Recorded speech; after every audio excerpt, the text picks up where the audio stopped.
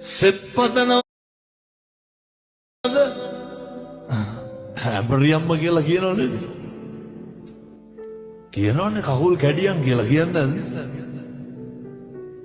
කොරවයන් කියලා පණ්ඩු ගැට ගන්න. කාටද? මේ පැතිවලත් එහෙමද නැහැ. පොඩි හරි හොරකමක් වුණොත් මොකද කරන්නේ?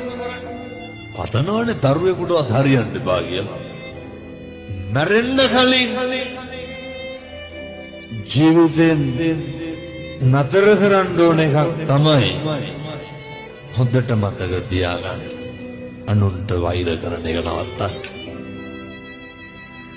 මිනිස්සු අපිට කොච්චර දෙස් දෙවල් තිබ්බත් මම මේ කියන එක හොඳට අහගන්න.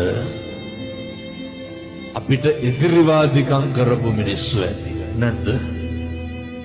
කකුලෙන් නැත බුදවිය නැද්ද? ඉස්කෝලේ යන කාලේ ඉඳන් හතුරුකම් කරපු මිනිස්සු නැද්ද? කසාද බැඳපු ගා ඉඳන් කෙනෙහිලිකම් කරපු නැන්දම්මලා නැද්ද? ගෙදර ආපු ගා ඉඳන් ගම රටත් එක්ක අපිරිය කරපු මිනිස්සු නැද්ද?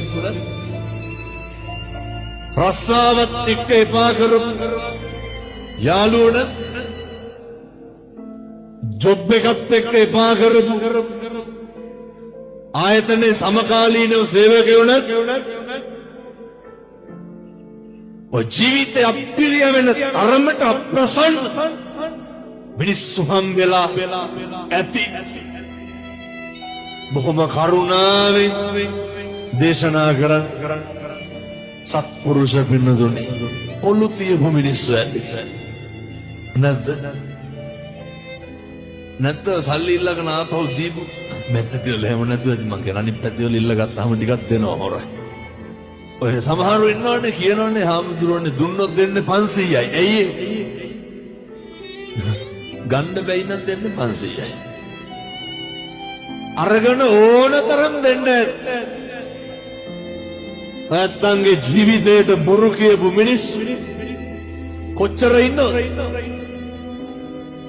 රවට්ටපු මිනිස්සු කොච්චර ඉන්නවද? එකපාර නෙමෙයි දෙපාර රවට්ටපු මිනිස්සු කොච්චර ඉන්නවද? බොරු පොරොන්දු දීපු මිනිස්සු කොච්චර ඉන්නවද? අප්‍රසන්න කරපු මිනිස්සු කොච්චර ඉන්නවද? බුදුහාමුදුරුවෝ මොකද්ද උගන්වන්නේ? බුදුහාමුදුරුවෝ මොකද්ද කියන්නේ? මිනිස්සුන්ට අල්ප මාත්‍රයකින්වත් වෛර කරන්න එපා. මිනිස්සුන්ට අහිතක් පතන්න එපා.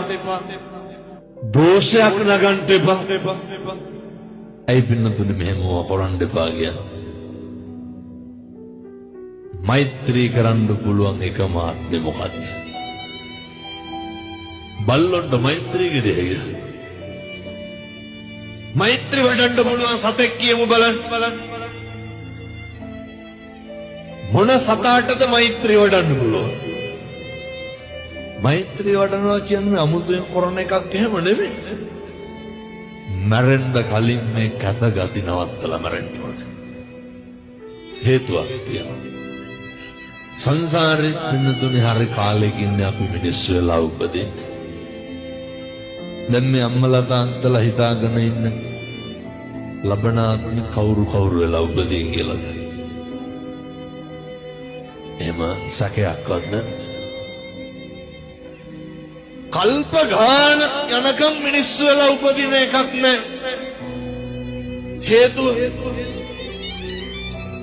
අර බුදුහාමුදුරුවෝ දේශනා කරනවනේ ආනන්ද හාමුදුරුවෝ. ආනන්ද මේ මහ පොළවට නියපොත්ත ගහලා වැලි ටිකක් ගත්තාම ඕකේ රැඳෙන්නේ කොච්චරක්? ඒ වගේ කොහොම පොඩි ප්‍රමාණයක් පින්නත් මිනිස්සු වෙලා උපදී. කල්ප ගානක් යනකම් ආය අපි මිනිස්සු වෙලා උපදින එකක්.